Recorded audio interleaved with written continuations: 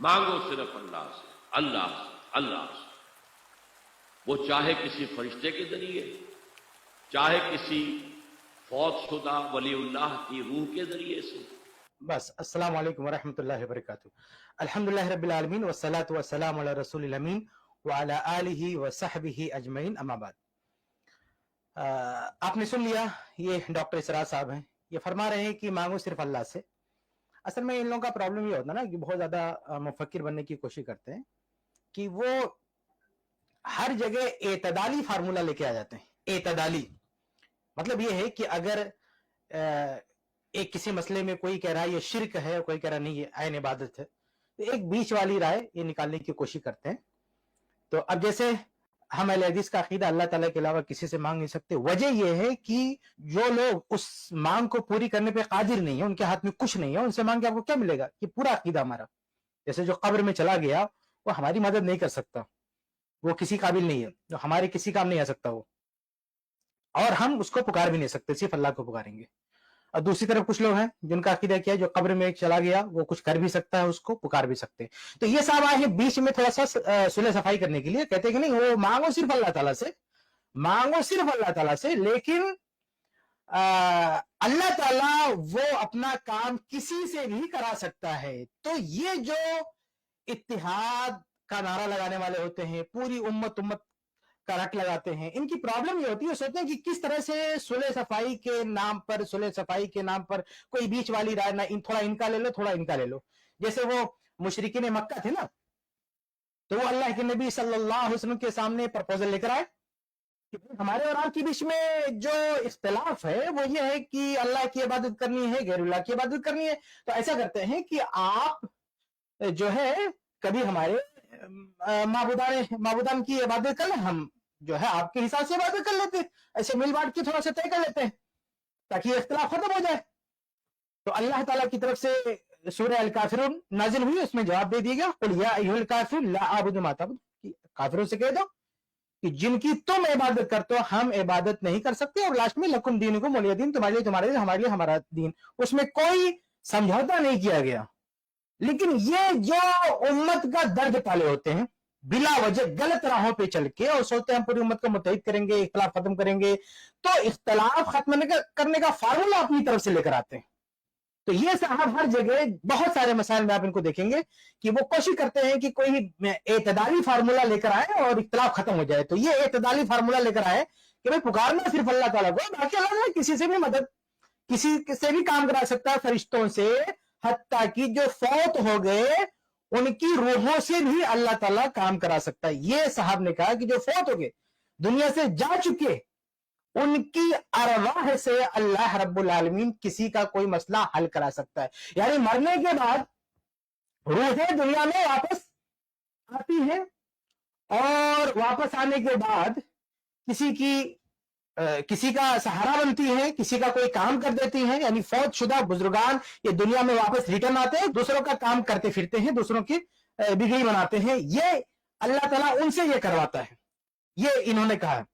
اب سوال یہ ہے کہ اتنا بڑا دعویٰ کہ اللہ رب العالمین کسی سے بھی کرا سکتا ہے، یہ اس دعوے کا سورس کیا ہے؟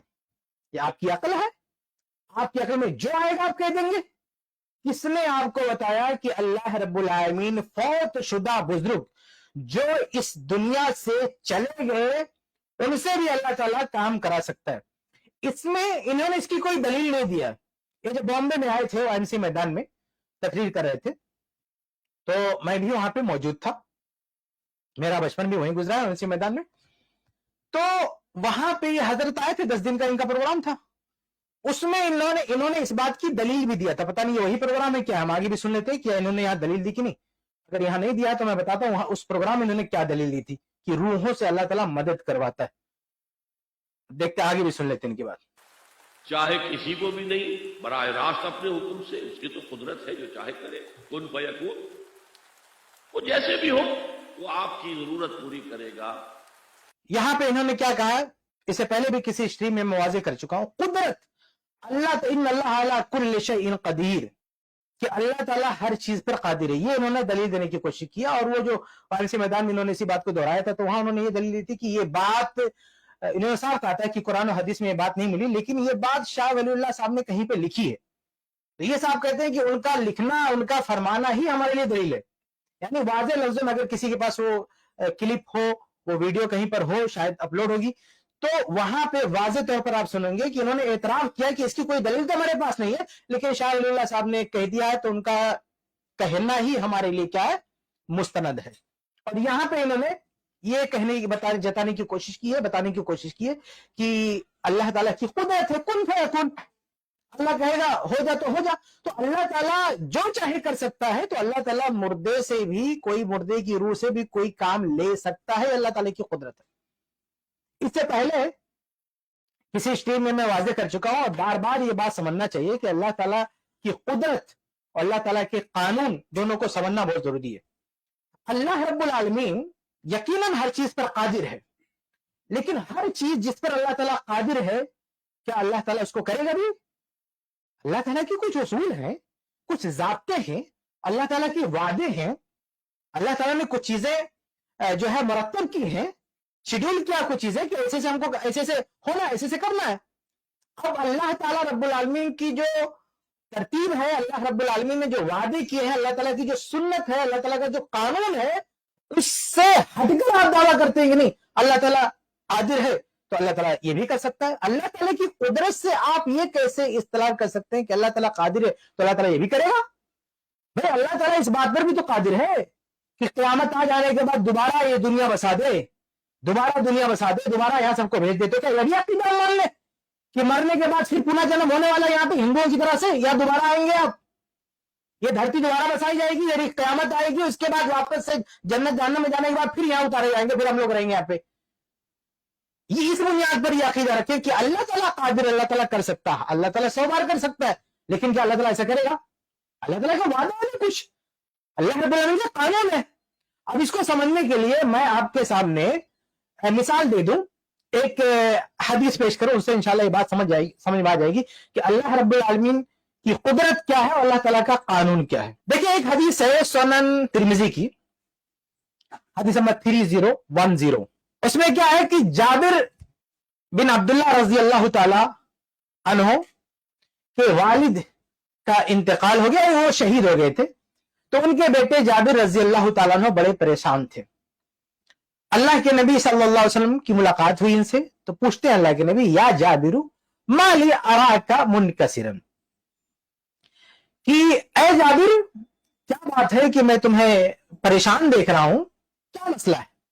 तो जाबिर रज़ी अल्लाह ताला अन्हु कहते हैं कि या रसूलल्लाह, ए अल्लाह के रसूल सल्लल्लाहु अलैहि वसल्लम, उस्तशहिदा अबी, मेरे वालिद शहीद कर दिए गए, व तरका इयालन व दैनन, उन्होंने परिवार छोड़ा है, 9 बेटियां उनकी थी, यानी जाबिर रज़ी अल्लाह ताला अन्हु की 9 बहनें थी।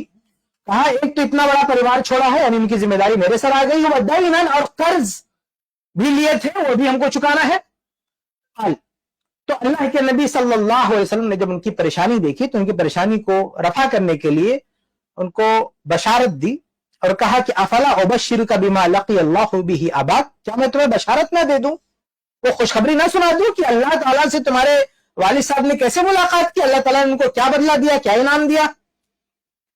अच्छा, बाद में अल्लाह के नबी सल्लल्लाहु अलैहि वसल्लम ने ये कर्ज अदा करने में भी मदद की थी, बुखारी वगैरह की रवायत है, इस हदीस में उसका जिक्र नहीं है, लेकिन सही बुखारी की रवायत में है कि ये जो इनकी परेशानी थी कि परिवार को देखना था, कर्ज था, तो अल्लाह के नबी सल्लल्लाहु अलैहि वसल्लम ने हर लिहाज से इनकी मदद की थी, कर्ज अदा करवाया था, फिर इनको तोहफे दिए थे, फिर इनका ऊंट खरीद के बड़ी बड़ी कीमत दिया था, बहुत तरीके से अल्लाह के नबी सल्लल्लाहु अलैहि वसल्लम ने इनकी मदद की। हालांकि पूरा कर्जा एक ही बैठक में अल्लाह के रसूल ने पूरा कर्जा अदा करवा दिया था। लेकिन यहाँ पे उसके साथ साथ ये बशारत, सबसे पहले ये बशारत दी कि तुम्हारे वालिद साहब के साथ क्या हुआ। काला बला या रसूलल्लाह, का अल्लाह के नबी सल्लल्लाहु अलैहि वसल्लम क्यों नहीं हमें बताएं कि हमारे वालिद साहब के साथ क्या हुआ। आगे हम बढ़ते हैं, रवायत लंबी है, कहते हैं कि वाहिया अबा का फकल्लमहु किफाहन, अल्लाह ताला ने तुम्हारे वालिद साहब को जिंदा किया, उनसे डायरेक्ट बात की। फकाल, और कहा या अब्दी तमन्ना अलैया उतीका, कहा कि ए मेरे बंदे मुझसे मांग, क्या मांगता है तुझे अता करूंगा। देखें, ये आपने बहुत सारी जगहों पे सुना होगा ना कि बादशाह लोग पहले खुश होते थे तो कहते थे मांग, क्या मांगता है, अता किया जाएगा। जाहिर सी बात है कि अगर कोई बहुत बड़ी चीज मांग ली तो बादशाह दे भी नहीं सकता, لیکن آپ سوچیں اللہ جو احکم الحاکمین ہے, سب سے بڑا پوری جہان کا خالق ہے, پوری کائنات کا خالق ہے, وہ اگر کہتا ہے کہ بندے مانگ جو مانگے گا میں عطا کروں گا, تو کیا اللہ تعالیٰ کی قدرت سے باہر کوئی چیز ہو سکتی ہے؟ ہرگز نہیں. جب اللہ کہہ رہا ہے کہ مانگ جو مانگے گا تجھے عطا کیا جائے گا, تو ظاہر سی بات ہے کہ بندہ جو بھی مانگ لے اللہ تعالیٰ اس کی مانگ پوری کرنے پر قادر ہوگا. تو کہتے ہیں کہ اللہ تعالیٰ نے ان کے والد یعنی عبداللہ رضی اللہ تعالیٰ سے کہا کہ اے بندے مانگ, کیا مانگتا ہے تجھے عطا کیا جائے گا. قال, تو کیا مانگ لیا عبداللہ رضی اللہ تعالیٰ نے؟ کیا مانگ لیا؟ کہا کہ یا ربی تحیینی, اے اللہ مجھے دوبارہ زندہ کر دے, فاقتل فیک ثانیۃ, تاکہ تیری راہ میں دوبارہ قتل کیا جاؤں, دوبارہ مجھ کو زندہ کر دے تاکہ تیری راہ میں دوبارہ میں قتل کیا جاؤں. یہ اتنا بڑا ثواب دیکھا, جب شہادت کا اتنا بڑا مقام دیکھا تو تمنا کریں کہ ایک بار اور میں یہ عمل کروں تاکہ اور بڑا ثواب ہم کو ملے. قال الرب, اب جب انہوں نے یہ مانگ کی نا کہ دنیا میں دوبارہ بھیج دے, تو اللہ تعالیٰ کیا کہتا ہے؟ انہ قد سبق منی انہم الیہا لا یرجعون. کہا بندے تم نے تو بہت ہی عجیب چیز مانگی, میری طرف سے تو پہلے سے یہ فیصلہ ہو چکا ہے, انہم کہ جو لوگ یہاں آ گئے دنیا چھوڑ کے ادھر آ گئے, الیہا لا یرجعون, دوبارہ دنیا میں ان کو نہیں بھیجا جائے گا. آپ ذرا غور کریں کہ اللہ رب العالمین جو احکم الحاکمین ہے, ہر چیز پر قادر ہے, کوئی بھی چیز ایسی نہیں ہے جس کے کرنے سے اللہ تعالیٰ عاجز ہو. اس کے باوجود اور اللہ تعالیٰ نے موقع بھی دیا کہ بندے کو اختیار دیا کہ فرمائش کر, کیا مانگتا ہے تجھے دیا جائے گا. لیکن جب بندے نے یہ مانگ لیا کہ مجھے دنیا میں دوبارہ بھیج دے, تو اللہ تعالیٰ نے اس مطالبے کو مسترد کر دیا, اس کو پورا نہیں کیا. کیا کہا اللہ تعالیٰ نے؟ انہ قد سبق منی انہم الیہا لا یرجعون یا لا یرجعون, کہ یہ تو میری طرف سے طے ہو چکا ہے. یعنی اللہ تعالیٰ نے اپنا اصول بتا دیا کہ میں پہلے سے یہ فیصلہ کر چکا ہوں, پہلے سے یہ ضابطہ بنا چکا ہوں کہ جو یہاں آ گئے وہ واپس وہاں نہیں جا سکتے, اس لیے اس کے علاوہ کچھ اور مانگ, اس کے علاوہ کوئی اور چیز. لیکن یہ بات تو پوری نہیں ہو سکتی. تو اللہ تعالیٰ نے ان کو دوبارہ دنیا میں بھیجا نہیں بھیجا, حالانکہ بھیج سکتا تھا اللہ تعالیٰ, بلکہ معجزے کے طور پر آپ دیکھیں کئی مثالیں بھی ہیں کہ اللہ تعالیٰ نے دوبارہ زندہ کیا. عیسیٰ علیہ السلام کو معجزہ دیا گیا تھا, دوبارہ زندہ کر دیتے تھے. موسیٰ علیہ السلام کے دور میں ایک مرے ہوئے شخص کو دوبارہ زندہ کیا گیا. ایسی کئی مثالیں اللہ تعالیٰ نے کیا, قدرت سے باہر نہیں ہے. لیکن وہ معجزات ہیں. معجزات کا مطلب یہ ہوتا ہے کہ وہ چیزیں جو انہونی ہے اللہ تعالیٰ ہونی کی شکل میں اس کو دکھا دے. معجزات مطلب اس کو کوئی عام آدمی کاپی نہیں کر سکتا, وہ عام چیزیں نہیں ہیں. لیکن جب بندے نے یہ مطالبہ کیا تو چونکہ یہ اللہ تعالیٰ کے ضابطے کے خلاف ہے, اصول کے خلاف ہے, اللہ تعالیٰ کے قانون کے خلاف ہے, اس لیے اللہ تعالیٰ نے ان کا یہ مطالبہ پورا نہیں کیا. اس سے پتہ یہ چلتا ہے, اس سے پتہ یہ چلتا ہے کہ اللہ تعالیٰ کی قدرت اور اللہ تعالیٰ کے قانون دونوں میں فرق ہے. اللہ رب العالمین کسی چیز پر قادر ہے, اس کا یہ مطلب نہیں کہ آپ اس قدرت سے جو چاہو استعمال کر لو. آپ یہ کہنے لگ جاؤ کہ نہیں اللہ رب العالمین اس چیز پر قادر ہے تو کسی مرے ہوئے شخص کی روح سے بھی مدد کروا سکتا ہے. کیوں؟ دلیل یہ دیں گے کہ اللہ تعالیٰ قادر ہے. تو بھائی اگر کوئی مورتی پوجا کرنے والا یہی دلیل دے کہ اللہ رب العالمین کی قدرت ہے, اللہ چاہے تو پتھر سے کسی کی مدد کرا دے, اللہ تعالیٰ پتھر سے کسی کی مدد کرا دے, تو کیا کوئی پتھر سے مدد مانگنا شروع کرے گا یا یہ عقیدہ رکھے گا کہ پتھر سے بھی اللہ تعالیٰ مدد کراتا ہے؟ بھائی وہ موسیٰ علیہ السلام کا واقعہ بھی ہے نا صحیح بخاری میں, کہ وہ نہانے گئے تھے تو پتھر کپڑا لے کے بھاگ گیا. بھائی پتھر کا ایک رول ہم کو دکھتا نا, اگر ہم حدیثیں پڑھیں گے, واقعات پڑھیں گے, تو کئی جگہ پہ آپ دیکھیں گے کہ پتھروں میں کچھ حرکت ہوئی ہے اور ان سے بھی کچھ کہیں پتھر چلا ہے, کہیں پتھر بولا, ایسے بہت سارے جو ہے معجزات مل جائیں گے. اس کے باوجود بھی ہم یہ عقیدہ نہیں رکھ سکتے کہ اللہ تعالیٰ پتھر سے کسی کا کام کرواتا ہے. اس طرح کی بات آپ کریں گے تو بتائیے اس کے پیچھے یعنی اس طرح کا عقیدہ آپ دیں گے تو لوگ کیا کریں گے کہ نہیں اللہ تعالیٰ پتھر سے کام کراتا ہے, چلو اب اس سے ہم مانگتے. تو آپ یہ عقیدہ لوگوں کو سکھائیں گے کہ اللہ تعالیٰ مردے سے بھی مدد کروا سکتا ہے, تو مردے کو پکاریں گے. جب آپ یہ مان لو کہ اس چیز سے بھی اللہ تعالیٰ کرا سکتا ہے, اللہ تعالیٰ کی قدرت سے استعلال کرتے ہوئے اس کے قانون کے خلاف جا کر آپ بات کرو گے, اللہ تعالیٰ کے ضابطے کے خلاف جا کے آپ بات کرو گے, تو یہ شرک کا دروازہ کھولنا ہے, یہ چور دروازہ ہے شرک کا. بھلے آپ یہ کہیں کہ مانگو صرف اللہ سے, اللہ جس سے چاہے کروا دے, تو اس بات کا سورس کیا, کیسے آپ کو پتا چلا؟ آپ کو کس نے بتایا کہ ایک شخص مر گیا, اس کی روح سے اللہ تعالیٰ کسی کی مدد کرواتا ہے, اللہ تعالیٰ کسی سے کام کرواتا ہے, کیسے آپ کو پتا چلا؟ یہ عقیدہ کیوں دے ہیں بھائی؟ یہ غیب کی چیزیں ہیں. غیب کی چیز بتانے کے لیے ہمارے پاس صرف دو سورس ہے، ایک قرآن کے ذریعے اور ایک اللہ کے نبی صلی اللہ علیہ وسلم کے فرمان کے ذریعے. ایک لفظ میں کہیں تو وہی سے ہٹ کر آپ غیب کے بارے میں کوئی جملہ نہیں نکال سکتے. اور ڈاکٹر اسرار صاحب کو جن لوگوں نے سنا ہے وہ جانتے ہیں کہ یہ حضرت جو ہے پیشین گوئی کرنے میں بڑے ماہر ہیں. کیونکہ بہت ساری تقریروں میں کوئی نہ کوئی پیشین گوئی یہ ضرور کوئی پھلجھڑی چھوڑ دیتے ہیں کہ اتنے سال کے بعد یہ ہونے والا ہے، پھر یہ ہونے والا. ایک ان کی تقریر تھی اسی بامبے میں جب یہ آئے تھے، ایک اور ان کی تقریر تھی ماضی امت مسلمہ ماضی حال مستقبل، ایسے کچھ ان کا عنوان تھا، صحیح سے مجھے یاد نہیں آ رہا، بہت 20-25 سال پہلے کی بات ہے. تو اس میں یہ حضرت ماضی کا بتائے، حال کا بتائے اور پھر مستقبل کا بتانا شروع کر دیے. حیرت زدہ رہ گیا کہ بندہ کہہ رہا ہے کہ اتنے اندازہ لگانے لگے کہ اتنے سالوں بعد یہ ہو سکتا ہے، پھر یہ ہوگا، یہاں حکومت آئے گی، یہاں تختہ پلٹے گا، یہ ہوگا یہ ہوگا. مطلب ایک ہوتا ہے کہ بھئی قیامت آنے والی، قیامت کی نشانیاں ہیں، لیکن ایک آپ باقاعدہ یہ بتانے لگے کہ کتنے عرصے کے بعد یہ ہونے والا ہے، کب اس طرح کی پیشین گوئی کرنا شروع کر دیں. تو یہ بہت بڑی جو ہے جسارت ہے کہ جو غیب کی چیزیں ہیں اسے آپ اس طرح کی بات کرنے لگے. تو یہ جو آپ نے کہہ دیا کہ اللہ تعالیٰ بزرگ کی روح سے مدد کروا سکتا ہے، اللہ تعالیٰ یہ کام بھی کر سکتا ہے، اللہ تعالیٰ، اس کی دلیل آپ کے پاس کیا ہے؟ محض یہ کہہ دینا کافی نہیں کہ اللہ تعالیٰ ہر چیز پر قادر ہے، تو کچھ بھی آپ دعویٰ کر لو کہ اللہ تعالیٰ جو چاہے جو ہے کر سکتا ہے. دیکھیے اس سے پہلے بھی میں نے کسی سے مثال دی تھی کہ آج اگر کوئی عورت حاملہ ہو جائے، شادی سے پہلے، شادی میں اس کی پیٹ میں بچہ ہو جائے، کوئی اس سے پوچھے کہ بھئی یہ کس کا پاپ ہے، کہاں تو نے زنا کرا؟ بولے نہیں، میں نے کوئی زنا نہیں کیا ہے، میں نے کوئی بدکاری نہیں کی ہے، یہ کرامت ہے، یہ اللہ تعالیٰ نے ایسے ہی بچہ پیدا کر دیا. اور کیوں نہیں ہو سکتا؟ اللہ تعالیٰ قادر ہے. عیسیٰ علیہ السلام کو اللہ تعالیٰ نے بغیر باپ کے پیدا کیا، تو جو وہاں اللہ تعالیٰ کر سکتا ہے تو یہاں بھی کر سکتا ہے. تو کیا آپ مانیں گے؟ بھائی اگر کوئی عورت یہ دعویٰ کرے کیا اللہ تعالیٰ کی قدرت نہیں ہے بلکہ اس کی تو مثال بھی موجود ہے، تو کیا آپ اس کو تسلیم کریں گے کہ جب اللہ تعالیٰ کروا سکتا ہے، بغیر باپ کے بھی بچہ پیدا کروا سکتا ہے، تو ایک عورت اگر یہ دعویٰ کر رہی ہے کہ میرا کسی مرد سے تعلق نہیں پھر بھی بچہ پیدا ہو گیا، تو اس دعوے کو کیوں نہیں تسلیم کریں گے؟ یہ صاحب اور ان کی پوری ٹیم یہ تسلیم کرے گی کہ بغیر مرد کے بھی بچہ پیدا ہو جائے گا ایک عورت کو؟ اور وہ اس طرح کر کے کہ ان اللہ علی کل شیء قدیر، اللہ تعالیٰ ہر چیز پر قادر ہے. تو خلاصہ یہ ہے میرے بھائیوں کہ اللہ تعالیٰ کی قدرت بے شک ہر چیز پر اللہ تعالیٰ قادر ہے، لیکن اس کا یہ مطلب نہیں ہے کہ اس قدرت کو بنیاد بنا کے آپ جو چاہیں دعویٰ کریں کہ یہ بھی ہوگا، یہ بھی ہوگا، فلاں ہوگا، دھماکہ ہوگا، کیونکہ اللہ تعالیٰ ہر چیز پر قادر ہے. جتنے مشرکین اور اہل بدعت ہیں سب کی اگر آپ باتیں سنیں گے تو وہ لوگ بار بار گھما پھرا کے یہی بات کرتے ہیں کہ اللہ تعالیٰ ہر چیز پر قادر ہے. کیوں اللہ تعالیٰ کر نہیں سکتا؟ بھئی کر سکتا ہے، کیا نہیں کر سکتا ہے، آپ کے پاس اس کی دلیل چاہیے. اللہ تعالیٰ کی قدرت ہے کوئی شک نہیں، لیکن آپ اس قدرت کے تحت اللہ تعالیٰ کیا کیا کرے گا یہ اللہ ہی بتائے گا، آپ اپنی طرف سے نہیں بتا سکتے.